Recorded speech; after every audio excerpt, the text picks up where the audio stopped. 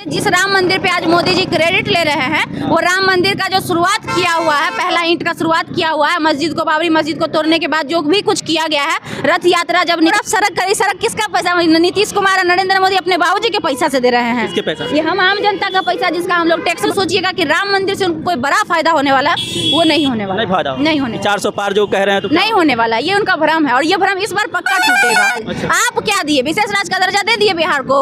मोदी जी दिए? नहीं दिए। 15 में बोले थे ना, बोले थे 1 करोड़ 80 करोड़ 90 करोड़ 1.5। और भाजपा का पत्ता कटने वाला है, क्योंकि 2 बार लगातार वो बने हैं और बेगूसराय में कोई बड़ा बदलाव नहीं हुआ।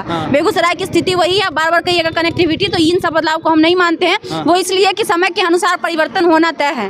अब जहाँ इतना था अब इतना मिल रहा है, उसके बाद भी नहीं होगा तो फिर बेकार ही है ना। 10 साल पीछे की बात करिएगा, आप बिजली की बात करिएगा तो बिजली पूरा केंद्र से आता है, सबको मिलना था, वो तो मिलेगा ही। लेकिन विशेष क्या विकास किया आप? क्या यहाँ पे कौन सा बड़ा आप संस्थान खुलवा दिए? यहाँ पे अभी फिलहाल भारत रत्न पे ज्यादा विवाद हो रहा है, क्योंकि लाल कृष्ण आडवाणी को भारत रत्न दिया गया, तो उस पे बीजेपी पे बहुत सारे आरोप लग रहे हैं। इस पर क्या आपका क्या? आरोप इसलिए लग रहे हैं ना कि भारत रत्न के हकदार वैसे व्यक्ति होते हैं जो बहुत कुछ किए होते हैं। हालांकि लाल कृष्ण आडवाणी जी का भारत में अगर सबसे ज्यादा किसी चीज में रोल है तो वो सिर्फ खासकर भारतीय जनता पार्टी के भविष्य को उज्जवल करने में योगदान है, बनाने में योगदान है। क्योंकि याद करिए, जिस राम मंदिर पे आज मोदी जी क्रेडिट ले रहे हैं, वो राम मंदिर का जो शुरुआत किया हुआ है, पहला ईंट का शुरुआत किया हुआ है, मस्जिद को, बाबरी मस्जिद को तोड़ने के बाद जो भी कुछ किया गया है, रथ यात्रा जब निकला था, हम 1982 से पहले की बात आपको बता रहे हैं, तो वो सारा क्रेडिट किनका था? लाल कृष्ण आडवाणी जी के ही द्वारा शुरू किया गया था। भिखारी ठाकुर भी हैं जो कि भोजपुरी के भगवान माने जाते हैं। तो ऐसे कई चेहरे हैं जिनको, लोहिया जी हो गए, लोहिया प्रसाद, तो ऐसे कई चेहरे हैं जिनकी मांग ये लोग कर रहे थे। लेकिन उन लोग को दरकिनार करके आप एक व्यक्ति को दे रहे हैं, और खासकर उस व्यक्ति को दे रहे हैं जो भाजपा के लिए सर्वा है। सवाल तो उठेगा ना, वो पूरे समाज। सवाल ये भी उठ रहा है कि राम मंदिर के उद्घाटन जब हो रहा था उस दिन उनको बुलाया नहीं गया, तो हो सकता है इनको छिपाने के लिए ये किया गया। हाँ, ये भी हो सकता है। इस बात पे विरोध, मतलब जो भाजपा के समर्थक थे वही इस बात से विरोध जता रहे थे। बहुत सारे ऐसे भी लोग थे जो भाजपा के समर्थक थे, लेकिन वो भी इस बात का विरोध करना भी चाहिए भाई, कि जो व्यक्ति शुरुआत किया है, आप उसको क्रेडिट अगर नहीं दे रहे हैं और उसका क्रेडिट आप खा रहे हैं, तो सवाल तो उठेगा, जायज है।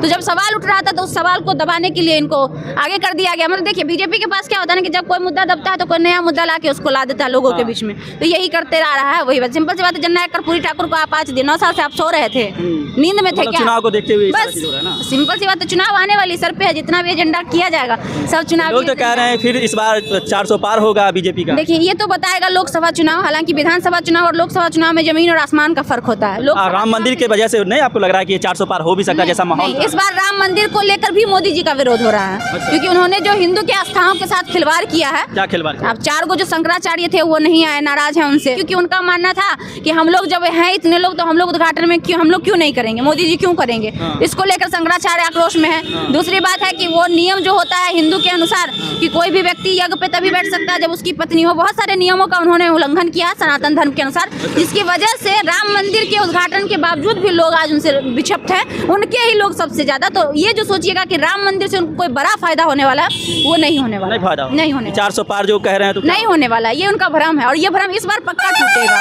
क्योंकि इस बार जनता ना उब चुकी है। किसी भी चीज को जनता इस उम्मीद से 14 में भाजपा को पूरे भारत में लाई थी कि कुछ अलग बदलाव होगा, अलग नहीं, लेकिन इतना ना अलग हो गया जिसका कोई लिमिट ही नहीं है। भाजपा का मतलब जनता कभी नहीं सोची थी कि जो महंगाई है 2 रुपया 20 रुपया पे पहुंच जाएगी। सड़क आपको नहीं दिख रहा है? इतना सड़क चौड़ा तो बेगूसराय में था ही नहीं।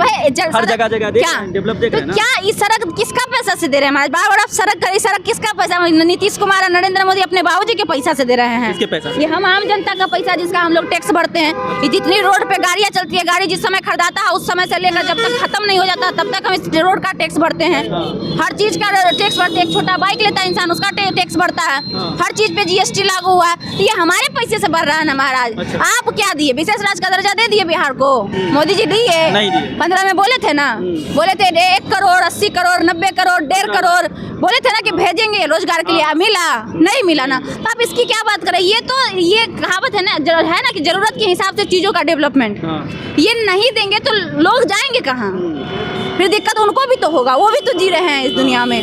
तो ये जरूरत के हिसाब से चीजें बदल रही हैं। विकास के हिसाब से नहीं बदल रही है। विकास के हिसाब से बदलती ना तो जैसे पटना का जो विधानसभा का रोड जो आम्रपाली के गाल जैसा चकचक है वैसा ही चकचक। काहे इतना विरोध काहे करते हैं बीजेपी का? जब अच्छा काम करते हैं तब भी नहीं करते हैं, तब भी काहे विरोध करते हैं? कहाँ बीजेपी अच्छा काम की कहाँ? हम तो इंतजार कर रहे हैं कि कभी करे जो हम भी तारीफ करें। अब ये भी सवाल उठा है कि आप एकदम कट्टर आरजेडी का सपोर्टर हैं, अब इसीलिए सिंपल सी बात है, हम समाजवादी विचारधारा के हैं और आरजेडी भी समाजवादी विचारधारा की है। अच्छा। कांग्रेस भी समाजवादी विचारधारा की है। हाँ। तो वो तो लोगों को लगेगा ही, तो सिंपल सा logic है। माइक छोड़ के आप ये बोलना शुरू कर देते हैं, नेता उता बनने का मन है क्या?